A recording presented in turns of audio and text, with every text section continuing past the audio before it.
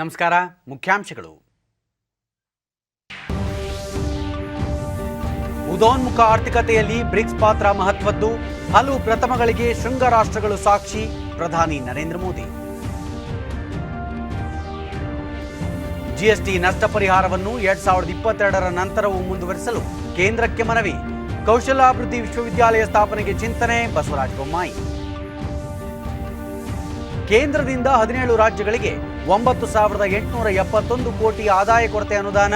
ಕರ್ನಾಟಕಕ್ಕೆ 135 ಕೋಟಿ ರೂಪಾಯಿ ಬಿಡುಗಡೆ. ದೇಶದ 100 ಶಿಕ್ಷಣ ಸಂಸ್ಥೆಗಳ ಶ್ರೇಯಾಂಕ ಪಟ್ಟಿ ಬಿಡುಗಡೆ. ಬೆಂಗಳೂರಿನ ಐಐಎಸ್ಸಿ, ಮೈಸೂರು ವಿಶ್ವವಿದ್ಯಾಲಯ ಸೇರಿ 5 ಸಂಸ್ಥೆಗಳಿಗೆ ಸ್ಥಾನ. ವಾರ್ತೆಗಳ ವಿವರ. ಕಳೆದ 15 ವರ್ಷಗಳಲ್ಲಿ ಬ್ರಿಕ್ಸ್ ಹಲವು ಉತ್ತಮ ಫಲಶ್ರುತಿಗಳನ್ನು ಪಡೆದಿದೆ. ಇಂದು ಬ್ರಿಕ್ಸ್ ವೃದ್ಧಿಸುತ್ತಿರುವ ವಿಶ್ವದ ಅರ್ಥವ್ಯವಸ್ಥೆಗೆ ಪ್ರಭಾವಶಾಲಿ ಧ್ವನಿಯಾಗಿದೆ. ಅಭಿವೃದ್ಧಿಶೀಲ ದೇಶಗಳ ಆದ್ಯತೆ ಕುರಿತಂತೆ ಗಮನ ಹರಿಸಲು ಈ ವೇದಿಕೆ ಉಪಯುಕ್ತವಾಗಿದೆ ಎಂದು ಪ್ರಧಾನಿ ನರೇಂದ್ರ ಮೋದಿ ತಿಳಿಸಿದ್ದಾರೆ. ವರ್ಚುವಲ್ ಮಾಧ್ಯಮದ ಮೂಲಕ 13ನೇ ಬ್ರಿಕ್ಸ್ ಶೃಂಗಸಭೆಯ ಅಧ್ಯಕ್ಷತೆ ವಹಿಸಿ ಅವರು ಬ್ರಿಕ್ಸ್ನ 15ನೇ ವರ್ಷದಲ್ಲಿ ಶೃಂಗದ ಅಧ್ಯಕ್ಷತೆ ವಹಿಸುತ್ತಿರುವುದು ತಮಗೂ ಹಾಗೂ ಭಾರತಕ್ಕೂ ಸಂತಸದ ವಿಷಯವಾಗಿದೆ. ಭಾರತದ ಅಧ್ಯಕ್ಷತೆಗೆ ಎಲ್ಲ ಸದಸ್ಯ ರಾಷ್ಟ್ರಗಳಿಂದ ತುಂಬು ಸಹಯೋಗ ದೊರೆತಿದೆ. ಇದಕ್ಕೆ ತಾವು ಆಭಾರಿ ಎಂದರು. ಬ್ರಿಕ್ಸ್ ಹೊಸ ಅಭಿವೃದ್ಧಿ ಬ್ಯಾಂಕ್, ನ್ಯೂ ಡೆವಲಪ್ಮೆಂಟ್ ಬ್ಯಾಂಕ್, ಆಪತ್ಕಾಲೀನ ಕಾಪು ನಿಧಿ, ಇಂಧನ ಸಂಶೋಧನೆ ಸಹಕಾರ ವೇದಿಕೆ ಸೇರಿದಂತೆ ಸದೃಢ ಸಂಸ್ಥೆಗಳನ್ನು ಹುಟ್ಟುಹಾಕಿದೆ. ಬ್ರಿಕ್ಸ್ಗೆ ಹೆಮ್ಮೆ ಪಡಲು ಹಲವಾರು ವಿಚಾರಗಳಿವೆ, ಆದರೆ ನಾವು ಇಷ್ಟಕ್ಕೆ ಸಂತುಷ್ಟರಾಗಬಾರದು ಎಂದರು. सभी से भरपूर सहयोग मिला है और इसके लिए मैं आप सभी का बहुत बहुत आभारी हूं. पिछले 1.5 दशक में ब्रिक्स ने कई उपलब्धियां हासिल की हैं. आज हम विश्व की उभरती अर्थव्यवस्थाओं के लिए एक प्रभावकारी आवाज है. विकासशील देशों की प्राथमिकताओं पर ध्यान केंद्रित करने के लिए भी यह मंच उपयोगी हो रहा है. ಬ್ರಿಕ್ಸ್ ಮುಂದಿನ 15 ವರ್ಷಗಳಲ್ಲಿ ಇನ್ನೂ ಹೆಚ್ಚು ಪರಿಣಾಮಕಾರಿಯಾಗಬೇಕು. ಭಾರತ ತನ್ನ ಅಧ್ಯಕ್ಷತೆಯಲ್ಲಿ ಬ್ರಿಕ್ಸ್ ಅಟ್ 15 ನಿರಂತರತೆ, ಬಲವರ್ಧನೆ ಮತ್ತು ಒಮ್ಮತಕ್ಕಾಗಿ ಬ್ರಿಕ್ಸ್ನೊಳಗಿನ ಸಹಕಾರ ಎಂಬ ವಿಷಯ ಆಯ್ಕೆ ಮಾಡಿದ್ದು ಇದು ನಮ್ಮ ಮೂಲ ಸಿದ್ಧಾಂತವಾಗಿದೆ ಎಂದರು. ಬ್ರಿಕ್ಸ್ ಹಲವು ಪ್ರಥಮಗಳಿಗೆ ಸಾಕ್ಷಿಯಾಗಿದ್ದು ಈ ಎಲ್ಲ ಹೊಸ ಉಪಕ್ರಮಗಳು ನಮ್ಮ ನಾಗರಿಕರಿಗೆ ಉಪಯುಕ್ತವಾಗಿವೆ. ಜೊತೆಗೆ ಬ್ರಿಕ್ಸ್ ಸಂಘಟನೆ ಮುಂದಿನ ದಿನಗಳಿಗೂ ಪ್ರಾಸಂಗಿಕವಾಗಲಿದೆ. ಇಂದಿನ ಸಭೆ ವಿಶ್ವದ ಭವಿಷ್ಯಕ್ಕೆ ದಿಕ್ಕು ತೋರಲಿದೆ ಎಂದ ಅವರು ಈ ವರ್ಷ ಕೋವಿಡ್ ಸಂಕಷ್ಟದ ನಡುವೆಯೂ 150ಕ್ಕೂ ಹೆಚ್ಚು ಬ್ರಿಕ್ಸ್ ಸಭೆ ಕಾರ್ಯಕ್ರಮಗಳನ್ನು ಆಯೋಜಿಸಲಾಗಿದೆ. ಇದರಲ್ಲಿ ಹೆಚ್ಚು ಸಚಿವ ಮಟ್ಟದ ಸಭೆಗಳಾಗಿವೆ. ಪರಂಪರಾಗತ ಕ್ಷೇತ್ರದಲ್ಲಿ ಸಹಯೋಗ ಹೆಚ್ಚಿಸಲು ಬ್ರಿಕ್ಸ್ ಕಾರ್ಯಕ್ರಮ ವಿಸ್ತರಿಸಲು ಕ್ರಮ ಕೈಗೊಳ್ಳಲಾಗಿದೆ. ಹಲವು ನಾವೀನ್ಯಪೂರ್ಣ ಕಾರ್ಯಕ್ರಮಗಳನ್ನು ಆಯೋಜಿಸಲಾಗಿದೆ ಎಂದರು. रिमोट सेंसिंग सैटेलाइट कॉन्स्टेलेशन समझौते से सहयोग का एक नया अध्याय शुरू हो रहा है. हमारे कस्टम्स विभागों के बीच ब्राजील अध्यक्ष जैर बोल्सोनारो, रशिया अध्यक्ष व्लादिमीर पुटिन, चीना अध्यक्ष सी जिनपिंग ಮತ್ತು ದಕ್ಷಿಣ ಆಫ್ರಿಕಾ ಅಧ್ಯಕ್ಷ ಸಿರಿಲ್ ರಾಮಪೋಸಾ ಭಾಗಿಯಾಗಿದ್ದರು. वैक्सीनेशन अनुसंधान और विकास केंद्र शुरू करने पर भी सहमति बनी है. BRICS alliance on green tourism एक और नई पहल है. एक्सेलेंसीज, इन सभी नए इनिशिएटिव्स ने न सिर्फ हमारे नागरिकों को लाभ मिलेगा, हमारा ब्रिक्स संगठन भी आने वाले समय में प्रासंगिक रहेगा. मुझे विश्वास है कि आज की बैठक ब्रिक्स को भविष्य में और उपयोगी बनाने के लिए उपयुक्त दिशा देगी. हम महत्वपूर्ण वैश्विक तथा क्षेत्रीय मुद्दों पर भी चर्चा करेंगे.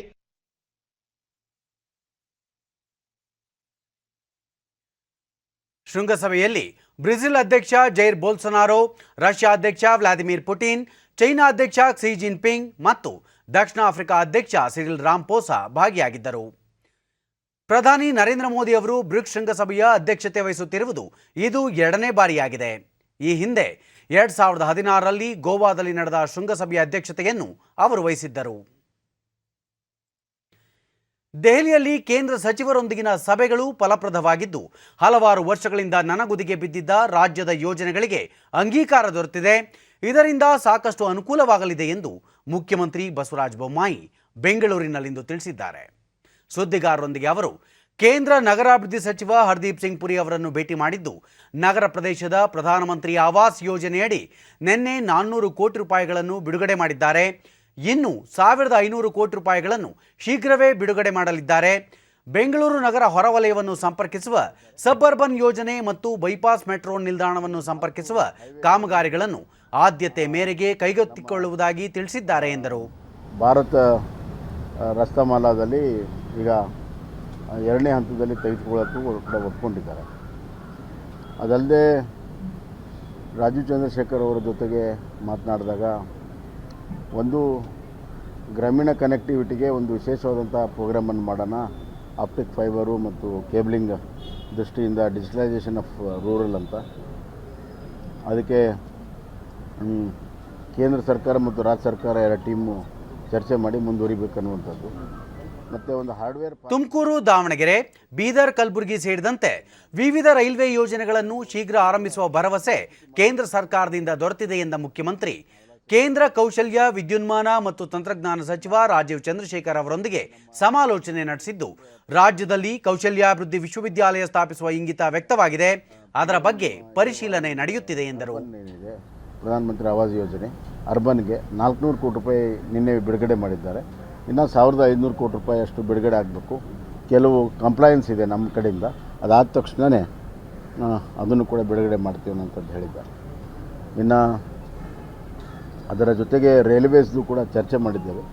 ಸಬರ್ಬನ್ ರೈಲ್ವೆ ಮತ್ತು ಬೈಯಪ್ಪನಹಳ್ಳಿ ಸ್ಟೇಷನ್ ಕೂಡಲೇ ತೆಗೆದುಕೊಳ್ತೇವೆ ಅಂತ ಹೇಳಿದ್ದಾರೆ. ಮತ್ತು ನಾವು ಪ್ರಮುಖ ರೈಲ್ವೆ ಲೈನ್ಗಳ ಬಗ್ಗೆ ಕೂಡ ಚರ್ಚೆ ಮಾಡಿದ್ದೇವೆ. ಅದು ತುಮಕೂರು ಟು ದಾವಣಗೆರೆ ಮತ್ತು ಹುಬ್ಬಳ್ಳಿ ಟು ಬೆಳಗಾಂ, ಬೀದರ್, ಗುಲ್ಬರ್ಗ ಎಲ್ಲ ಆದಷ್ಟು ಬೇಗನೆ ಕಾರ್ಯಗತ ಪ್ರಾರಂಭ ಮಾಡಬೇಕು ಅಂತ.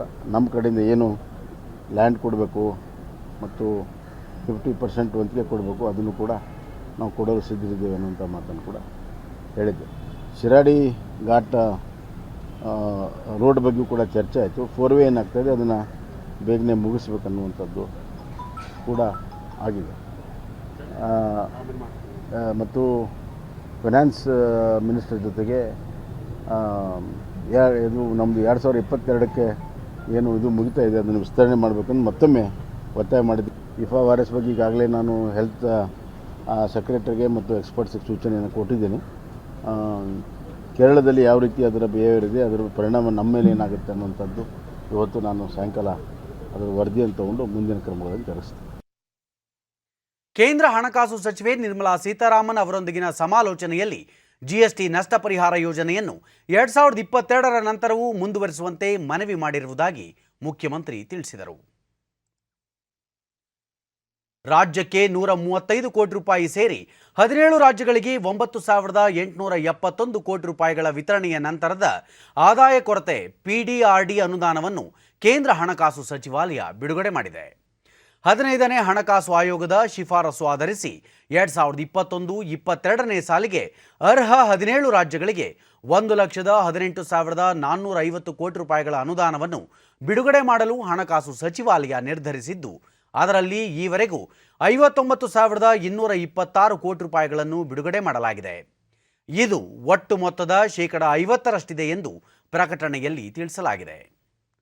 6ನೇ ಮಾಸಿಕ ಕಂತಿನಲ್ಲಿ ಆಂಧ್ರಪ್ರದೇಶಕ್ಕೆ 1,438 ಕೋಟಿ, ಕೇರಳಕ್ಕೆ 1,657 ಕೋಟಿ, ಪಶ್ಚಿಮ ಬಂಗಾಳಕ್ಕೆ 1,467 ಕೋಟಿ ಬಿಡುಗಡೆ ಮಾಡಲಾಗಿದ್ದು, ಕರ್ನಾಟಕಕ್ಕೆ 135.92 ಕೋಟಿ ರೂಪಾಯಿ ಬಿಡುಗಡೆಯಾಗಿದೆ.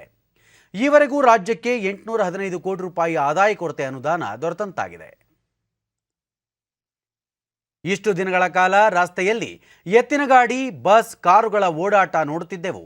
ಈಗ ರಸ್ತೆಯಲ್ಲಿ ವಿಮಾನಗಳು ಇಳಿಯುವುದನ್ನು ಮತ್ತು ಅಲ್ಲಿಂದಲೇ ಹಾರಾಟ ನಡೆಸುವುದನ್ನು ನೋಡಲಿದ್ದೇವೆ. ಇದೊಂದು ಐತಿಹಾಸಿಕ ಕ್ಷಣ ಎಂದು ರಕ್ಷಣಾ ಸಚಿವ ರಾಜನಾಥ್ ಸಿಂಗ್ ಹೇಳಿದ್ದಾರೆ. ರಾಜಸ್ಥಾನದ ಬರ್ಮೇರ್ ಬಳಿ ರಾಷ್ಟ್ರೀಯ ಹೆದ್ದಾರಿ 925Aಯ ಸಟ್ಟಾ ಗಾಂಡ್ವಾ ಮಾರ್ಗದಲ್ಲಿ ತುರ್ತು ಭೂಸ್ಪರ್ಶ ಸೌಲಭ್ಯ ಉದ್ಘಾಟಿಸಿದ ಅವರು ದೇಶ ಸ್ವಾತಂತ್ರ್ಯದ ಅಮೃತ ಮಹೋತ್ಸವದ ವರ್ಷ ಹಾಗೂ 1971 ಯುದ್ಧದ ಗೆಲುವಿನ ಸುವರ್ಣ ವರ್ಷ ಆಚರಿಸುತ್ತಿರುವ ಸಂದರ್ಭದಲ್ಲಿ ನಡೆಯುತ್ತಿರುವ ಈ ಕಾರ್ಯಕ್ರಮ ಮಹತ್ವದ್ದಾಗಿದೆ. ಮಿಗಿಲಾಗಿ ಕಾರ್ಯಕ್ರಮ ನಡೆಯುತ್ತಿರುವ ಸ್ಥಳ 1971 ಯುದ್ಧಕ್ಕೆ ಸಾಕ್ಷಿಯಾಗಿತ್ತು ಎಂದರು. ಅಂತಾರಾಷ್ಟ್ರೀಯ ಗಡಿಗಳ ಬಳಿ ಇಂಥ ತುರ್ತು ವಿಮಾನ ಇಳಿದಾಣ ವ್ಯವಸ್ಥೆ ರೂಪಿಸಿರುವುದು ಭಾರತ ತನ್ನ ಏಕತೆ, ಅಖಂಡತೆ ಮತ್ತು ಸಾರ್ವಭೌಮತ್ವವನ್ನು ರಕ್ಷಿಸಿಕೊಳ್ಳಲು ಸದಾ ಸಿದ್ಧವಾಗಿದೆ. ಯಾವುದೇ ಸವಾಲನ್ನು ಎದುರಿಸಲು ಭಾರತ ಅಣಿಯಾಗಿದೆ ಎಂಬುದನ್ನು ಸಾಬೀತುಪಡಿಸಿದೆ ಎಂದು ಹೇಳಿದರು. ಈ ಸೌಲಭ್ಯದ ಜೊತೆಗೆ ಹೆಲಿಪ್ಯಾಡ್ಗಳ ನಿರ್ಮಾಣ ಕೇವಲ ಯುದ್ಧದ ಸಮಯದಲ್ಲಷ್ಟೇ ಅಲ್ಲ, ಪ್ರಕೃತಿ ವಿಕೋಪದ ಕಾಲದಲ್ಲೂ ನೆರವಿಗೆ ಬರುತ್ತದೆ ಎಂದರು. ಕೋವಿಡ್ ಕಾಲದಲ್ಲೂ ಈ ಯೋಜನೆ ಕಾರ್ಯಗತಗೊಳಿಸಿದ ಹೆದ್ದಾರಿ ಸಚಿವಾಲಯ, ಭಾರತೀಯ ರಾಷ್ಟ್ರೀಯ ಹೆದ್ದಾರಿ ಪ್ರಾಧಿಕಾರಕ್ಕೆ ಅವರು ಧನ್ಯವಾದ ಅರ್ಪಿಸಿದರು. उस दायित्व का भी निर्वाह यह मंत्रालय कर रहा है और मुझे याद है कि हमारी सरकार ने 2016 में भी इस प्रकार की एक इंटर मिनिस्ट्रियल कमेटी बनाई थी और उसने कुछ स्थानों की रिकमेंडेशन की थी.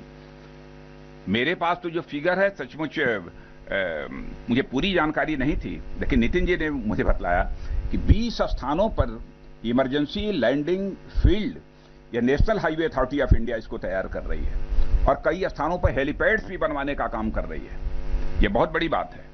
पहले तो मेरी यह कल्पना थी कि शायद जिस स्थान पर हम उद्घाटन करने जा रहे हैं यही स्थान एक ऐसा है और इसके अलावा और कोई नहीं होगा, लेकिन 20 स्थानों पर इसी प्रकार की इमरजेंसी लैंडिंग फील्ड का तैयार होना, ये मैं समझता हूं कि हमारी सुरक्षा की दृष्टि से भी एक बहुत ही महत्वपूर्ण पहल है.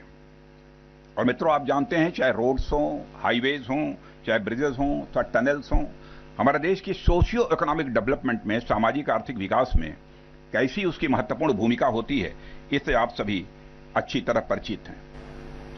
ಇದಕ್ಕೂ ಮುನ್ನ ಕೇಂದ್ರ ಹೆದ್ದಾರಿ ಮತ್ತು ರಸ್ತೆ ಸಾರಿಗೆ ಸಚಿವ ನಿತಿನ್ ಗಡ್ಕರಿ ಇಂದು ಸಾಕಾರವಾಗಿರುವ ರಸ್ತೆ ಸಹಿತ ವಿಮಾನ ಇಳಿದಾಣ ಮಾರ್ಗ ದೇಶದಲ್ಲಿಯೇ ಪ್ರಥಮವಾಗಿದ್ದು, ಯೋಜನೆಯ ಸಾಕಾರಕ್ಕೆ ಸಹಕರಿಸಿದ ರಕ್ಷಣಾ ಸಚಿವಾಲಯಕ್ಕೆ ಧನ್ಯವಾದ ಅರ್ಪಿಸುವುದಾಗಿ ಹೇಳಿದರು. ಭಾರತ್ ಮಾಲಾ ಯೋಜನೆಯಡಿಯ ಈ ಮಾರ್ಗ ಸದೃಢವಾಗಿದೆ ಎಂದ ಅವರು, ಆಸ್ಟ್ರೇಲಿಯಾದಲ್ಲಿ ಭಾರತೀಯ ವಿಜ್ಞಾನಿಗಳು ಸ್ಟೀಲ್ ಸ್ಲ್ಯಾಗ್ ಅಂದರೆ ಉಕ್ಕಿನ ಕಿಟ್ ಬಳಸಿ ಏರ್ ಸ್ಟ್ರಿಪ್ ನಿರ್ಮಿಸಿದ್ದು, ಇದಕ್ಕೆ ಆಸ್ಟ್ರೇಲಿಯಾ ಸರ್ಕಾರ ಮಾನ್ಯತೆ ನೀಡಿದೆ. ನಾವೀನ್ಯತೆ ಮತ್ತು ಸಂಶೋಧನೆ, ಉದ್ಯಮಶೀಲತೆ, ಕೌಶಲ್ಯ, ಉತ್ತಮ ಯಶಸ್ವಿ ರೂಢಿಗಳು, ವಿಜ್ಞಾನ ತಂತ್ರಜ್ಞಾನದ ಮೂಲಕ ಹೊಸ ಹೊಸ ಆವಿಷ್ಕಾರಗಳು ನಡೆಯುತ್ತಿದೆ. ಜ್ಞಾನ ಮತ್ತು ಸಂಪತ್ತಾಗಿ ಜ್ಞಾನದ ಪರಿವರ್ತನೆ ದೇಶದ ಭವಿಷ್ಯವಾಗಿದೆ ಎಂದು ಸಚಿವರು ಪ್ರತಿಪಾದಿಸಿದರು. ಈಗ ನಿರ್ಮಿಸಲಾಗಿರುವ ರಸ್ತೆ ಸಹಿತ ವಿಮಾನ ಇಳಿದಾಣ ಮಾರ್ಗವನ್ನು ವಾಯುಪಡೆ ಆಪತ್ಕಾಲೀನ ಪರಿಸ್ಥಿತಿಯಲ್ಲಿ ಬಳಸುತ್ತದೆ ಎಂದರು. ದೇಶದ ವಿವಿಧ ರಾಜ್ಯಗಳಲ್ಲಿ ಇಂಥ 20 ಇಳಿದಾಣಗಳನ್ನು ಅಭಿವೃದ್ಧಿಪಡಿಸಲು ಗುರುತಿಸಲಾಗಿದೆ ಎಂದ ಅವರು, ಭಾರತ ಕೋವಿಡ್ ನಡುವೆಯೂ ನಿತ್ಯ 38 ಕಿಲೋಮೀಟರ್ ರಸ್ತೆ ನಿರ್ಮಾಣ ಮಾಡಿದ್ದು, ಇದು ವಿಶ್ವದಲ್ಲೇ ಅತಿ ಹೆಚ್ಚಾಗಿದೆ. ದೇಶ ಹಲವು ರಸ್ತೆ ಯೋಜನೆಗಳನ್ನು ಕಾಲಮಿತಿಯಲ್ಲಿ ಪೂರ್ಣಗೊಳಿಸಿದೆ ಎಂದು ಹೇಳಿದರು. तो हम लगातार इनोवेशन और रिसर्च के द्वारा नए नए प्रयोग करते हैं, क्योंकि वो innovation, entrepreneurship, science, technology, research, skill and successful practices, we name it as a knowledge and conversion of knowledge into wealth is the future for the country. तो मुझे बहुत खुशी है कि आज ये काम हो रहा है. वैसे गागरिया से बकासर तक तथा सत्ता से गांधो तक 1135 करोड़ रुपए की लागत से ये 197 किलोमीटर 2 लेन प्योर शोल्डर का मार्ग और ये एयर स्ट्रिप तैयार की गई है और इस स्ट्रिप का उपयोग भारतीय वायुसेना को आपातकालीन लैंडिंग के लिए निश्चित रूप से होगा. ಕೇಂದ್ರ ಜಲಶಕ್ತಿ ಸಚಿವ ಗಜೇಂದ್ರ ಸಿಂಗ್ ಶೇಖಾವತ್, 3 ಸೇನಾಪಡೆಗಳ ಮುಖ್ಯಸ್ಥ ಜನರಲ್ ಬಿಪಿನ್ ರಾವತ್, ವಾಯುಪಡೆಯ ಮುಖ್ಯಸ್ಥ air chief marshal RKS Bhadauria ಮತ್ತಿತರ ಗಣ್ಯರು ಉಪಸ್ಥಿತರಿದ್ದರು. ಈ ಸಂದರ್ಭದಲ್ಲಿ ಉಕ್ಕಿನ ಹಕ್ಕಿಗಳು ಆಗಸದಲ್ಲಿ ಬೋರ್ಗರೆದವು. ವೈಮಾನಿಕ ಪ್ರದರ್ಶನ ಗಮನ ಸೆಳೆಯಿತು. जोरदार तालियों के साथ स्वागत करें.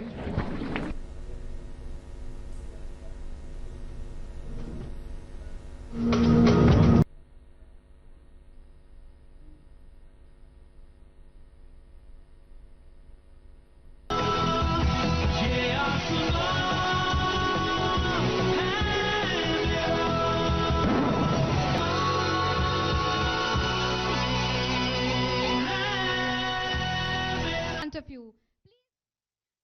ದೇಶದ ರಫ್ತು ವಲಯದಲ್ಲಿ ಬಾಕಿ ಉಳಿದಿದ್ದ 56,027 ಕೋಟಿ ರೂಪಾಯಿಗಳನ್ನು ಕೇಂದ್ರ ಸರ್ಕಾರ ಬಿಡುಗಡೆ ಮಾಡಿದೆ ಎಂದು ವಾಣಿಜ್ಯ ಮತ್ತು ಕೈಗಾರಿಕಾ ಸಚಿವ ಪಿಯೂಷ್ ಗೋಯಲ್ ತಿಳಿಸಿದ್ದಾರೆ.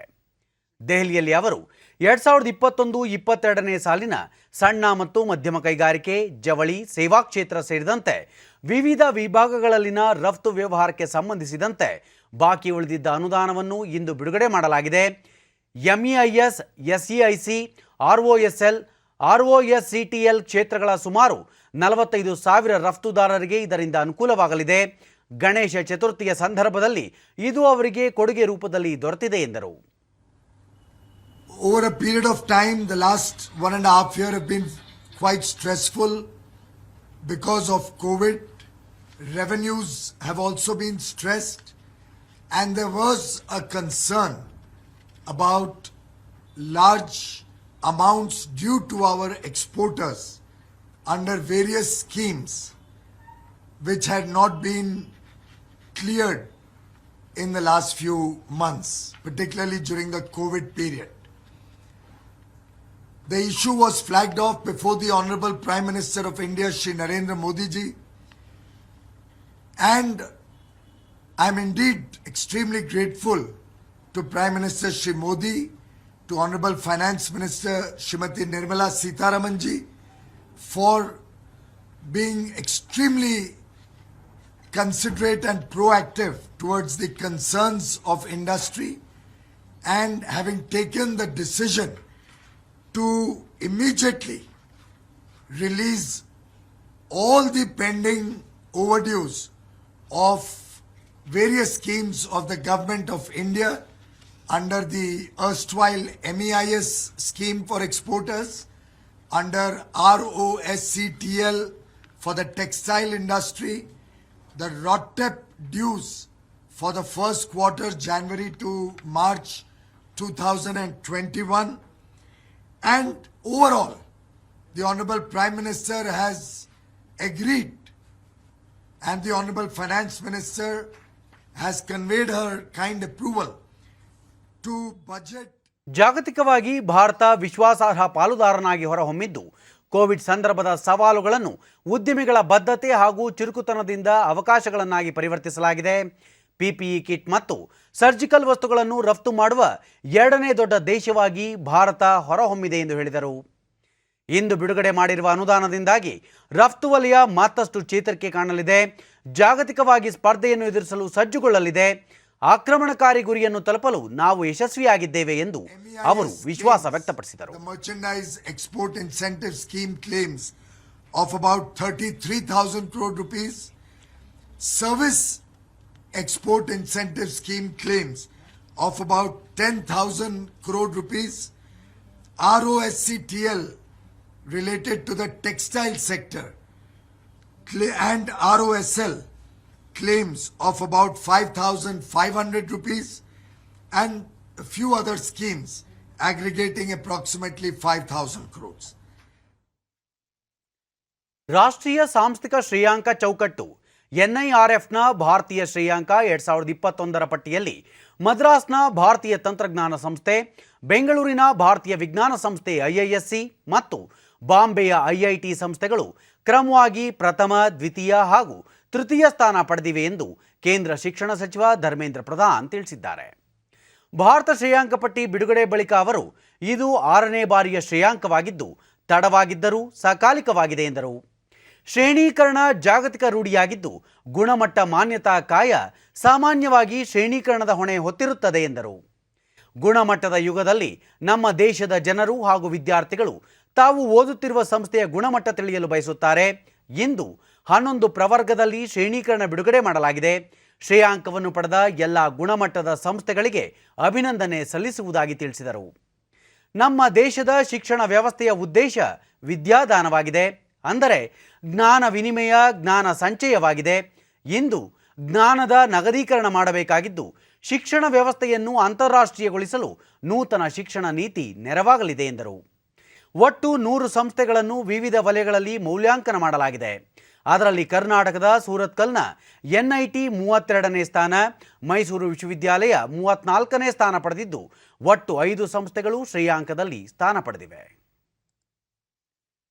ದೇಶದಲ್ಲಿ ಕಳೆದ 24 ಗಂಟೆಗಳ ಅವಧಿಯಲ್ಲಿ 43,263 ಹೊಸ ಕೋವಿಡ್ ಪ್ರಕರಣಗಳು ವರದಿಯಾಗಿವೆ. ಈ ಪೈಕಿ 32,000ಕ್ಕೂ ಹೆಚ್ಚು ಪ್ರಕರಣಗಳು ಕೇರಳ ರಾಜ್ಯವೊಂದರಿಂದಲೇ ವರದಿಯಾಗಿದೆ ಎಂದು ಕೇಂದ್ರ ಆರೋಗ್ಯ ಮತ್ತು ಕುಟುಂಬ ಕಲ್ಯಾಣ ಸಚಿವಾಲಯದ ಕಾರ್ಯದರ್ಶಿ ರಾಜೇಶ್ ಭೂಷಣ್ ತಿಳಿಸಿದ್ದಾರೆ. ಸಾಪ್ತಾಹಿಕ ಅಂಕಿಅಂಶಗಳ ಪ್ರಕಾರವೂ 68.59% ಹೊಸ ಕೋವಿಡ್ ಪ್ರಕರಣಗಳು ಕೇರಳ ರಾಜ್ಯವೊಂದರಿಂದಲೇ ವರದಿಯಾಗಿದೆ. ದೇಶದಲ್ಲಿ ಪ್ರಕರಣಗಳ ಸಂಖ್ಯೆ ಒಟ್ಟಾರೆ ಇಳಿಕೆಯಾಗಿದ್ದರೂ ಕೋವಿಡ್ ಎರಡನೇ ಅಲೆ ಇನ್ನೂ ಮುಗಿದಿಲ್ಲ. ಇದನ್ನು ಗಮನದಲ್ಲಿಡಬೇಕು. ಕೋವಿಡ್ ಮುಂಜಾಗ್ರತಾ ಕ್ರಮಗಳನ್ನು ನಿರ್ಲಕ್ಷಿಸದೆ ಜವಾಬ್ದಾರಿಯಿಂದ ವರ್ತಿಸಬೇಕು ಎಂದು ಅವರು ಸಲಹೆ ನೀಡಿದರು. ಕಳೆದ ಜೂನ್ 30ಕ್ಕೆ ಅಂತ್ಯವಾದ ವಾರದಲ್ಲಿ ದೇಶದಲ್ಲಿ 108 ಜಿಲ್ಲೆಗಳಲ್ಲಿ ಪ್ರತಿನಿತ್ಯ 100ಕ್ಕಿಂತ ಹೆಚ್ಚು ಹೊಸ ಕೋವಿಡ್ ಪ್ರಕರಣಗಳು ವರದಿಯಾಗುತ್ತಿದ್ದವು. ಜುಲೈ 31ಕ್ಕೆ ಇದು ಕ್ರಮೇಣ ಇಳಿಕೆಯಾಗಿ 58ಕ್ಕೆ ಬಂದಿತು. ಈಗ 9ನೇ ಸೆಪ್ಟೆಂಬರ್ಗೆ ಕೊನೆಗೊಂಡ ವಾರದಲ್ಲಿ 38 ಜಿಲ್ಲೆಗಳಲ್ಲಿ ಮಾತ್ರವೇ ನಿತ್ಯ 100ಕ್ಕಿಂತ ಹೆಚ್ಚು ಪ್ರಕರಣಗಳು ವರದಿಯಾಗುತ್ತಿವೆ ಎಂದು ಅವರು ವಿವರಿಸಿದರು. हम अभी भी दूसरी सर्ज के बीच में हैं और अब 9 सितंबर को देश में केवल 38 जिले ऐसे हैं जो 100 से ज़्यादा केस प्रतिदिन रिपोर्ट कर रहे हैं. तो जो जियोग्राफिकल स्प्रेड है कोविड-19 के हॉट स्पॉट्स का, यानी ऐसी जगहों का जहां बड़ी संख्या में प्रतिदिन केस रिपोर्ट होते हैं, उसमें भी लगातार गिरावट आ रही है. ಭಾರತೀಯ ವೈದ್ಯಕೀಯ ಸಂಶೋಧನಾ ಮಂಡಳಿಯ ಮಹಾನಿರ್ದೇಶಕ ಡಾಕ್ಟರ್ ಬಲರಾಮ್ ಭಾರ್ಗವ್ ದೇಶದಲ್ಲಿ ಎರಡನೇ ಅಲೆ ಮುಂದುವರೆದಿದ್ದು 35 ಜಿಲ್ಲೆಗಳಲ್ಲಿ 10%ಕ್ಕಿಂತ ಹೆಚ್ಚು ಪಾಸಿಟಿವಿಟಿ ದರವಿದ್ದರೆ 30 ಜಿಲ್ಲೆಗಳಲ್ಲಿ 5% 10% ಪಾಸಿಟಿವಿಟಿ ದರವಿದೆ. ಈ ಜಿಲ್ಲೆಗಳಲ್ಲಿ ನಿಯಂತ್ರಣ ನಿರ್ಬಂಧಗಳ ಬಗ್ಗೆ ಹೆಚ್ಚಿನ ಗಮನ ಹರಿಸಬೇಕಾಗಿದೆ ಎಂದರು. ಭಾರತ ಕೋವಿಡ್-19 ಲಸಿಕೆ ಟ್ರ್ಯಾಕರ್ ಅಭಿವೃದ್ಧಿಪಡಿಸುತ್ತಿದ್ದು ಇದು ಶೀಘ್ರವೇ ಆರಂಭವಾಗಲಿದೆ ಎಂದರು. 1 ಡೋಸ್ ಲಸಿಕೆ ಪಡೆದುಕೊಂಡರೂ ಕೋವಿಡ್ ಸಾವಿನ ಪ್ರಮಾಣದ ವಿರುದ್ಧ 96.6% ಪ್ರತಿರಕ್ಷೆ ಸಿಗುತ್ತದೆ. 2 ಡೋಸ್ ಮರಣದ ವಿರುದ್ಧ 97.5% ಪ್ರತಿರಕ್ಷೆ ಒದಗಿಸುತ್ತದೆ ಎಂದು ಅವರು ವಿವರಿಸಿದರು.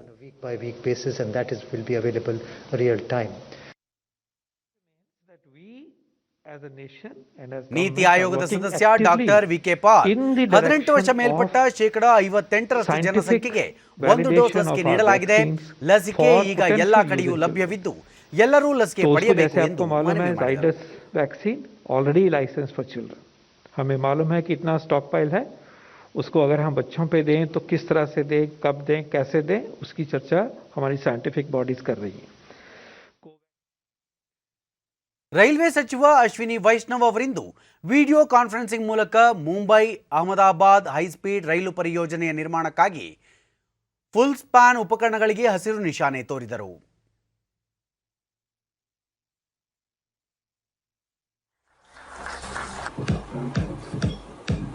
ನಂತರ ಅವರು ಕಾಂಚೀಪುರ ಸಾಂಸ್ಕೃತಿಕ ಮತ್ತು ಐತಿಹಾಸಿಕ ತಾಣವಾಗಿದೆ. ಈಗ ಇದು ಭಾರತೀಯ ರೈಲ್ವೆಯ ಇತಿಹಾಸದಲ್ಲಿ ಬೃಹತ್ ಎಂಜಿನಿಯರಿಂಗ್ ಮೈಲಿಗಲ್ಲಿನ ಸಾಧನೆಗೂ ಹೆಸರಾಗಿದೆ ಎಂದರು. ಹೈಸ್ಪೀಡ್ ರೈಲು ಕೇವಲ ಒಂದು ಯೋಜನೆಯಷ್ಟೇ ಅಲ್ಲ, ಇದು ದೇಶದ ರೈಲ್ವೆ ವಲಯದ ಮನೋಸ್ಥಿತಿಯಲ್ಲಿನ ಬದಲಾವಣೆಯೂ ಆಗಿದೆ. ಇದು ಹೊಸ ಬಗೆಯ ವಿನ್ಯಾಸ, ಕಾರ್ಯಶೈಲಿ, ಕಾರ್ಯಾಚರಣೆಯನ್ನು ಒಳಗೊಂಡಿದೆ ಎಂದರು.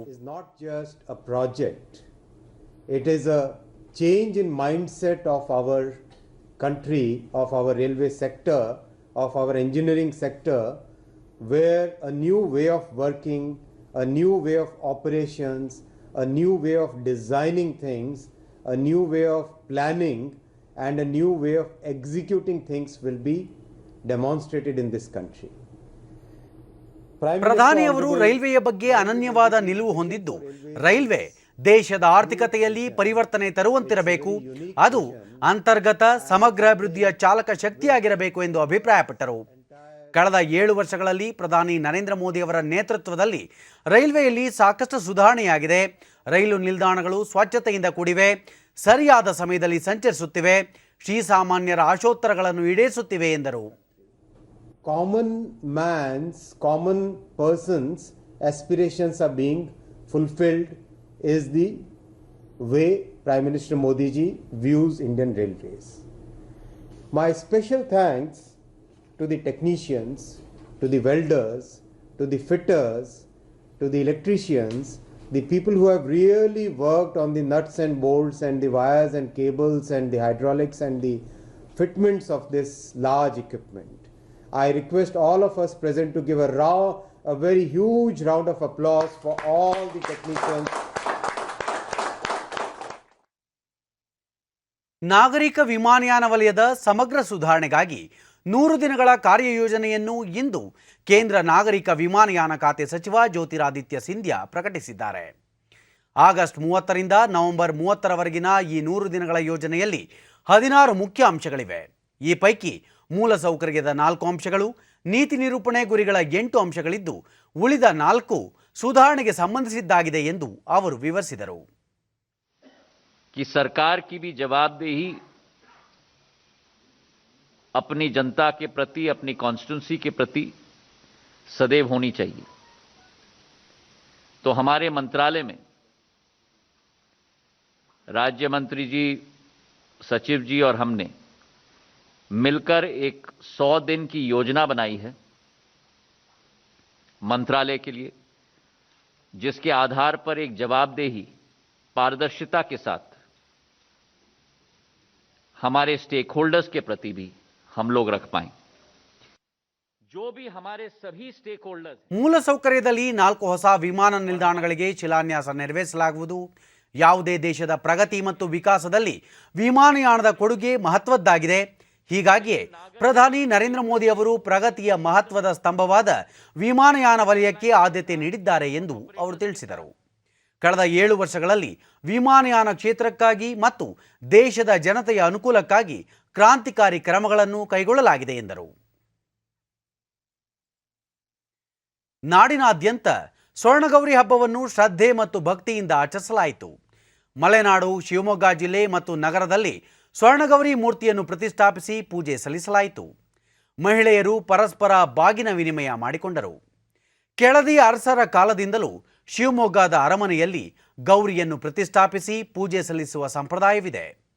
ಜೋಯಿಸರ ಮನೆತನದವರು ಅರಮನೆ ಗೌರಿಯನ್ನು ಪ್ರತಿಷ್ಠಾಪಿಸಿ ಆರಾಧನೆ ನಡೆಸಿಕೊಂಡು ಬರುತ್ತಿದ್ದಾರೆ. ಈ ಬಾರಿ ಸಿಂಹದ ಮೇಲೆ ಕುಳಿತ ಅಲಂಕೃತ ಗೌರಿಯ ಎತ್ತರದ ಮೂರ್ತಿಯನ್ನು ಪ್ರತಿಷ್ಠಾಪಿಸಲಾಗಿದೆ.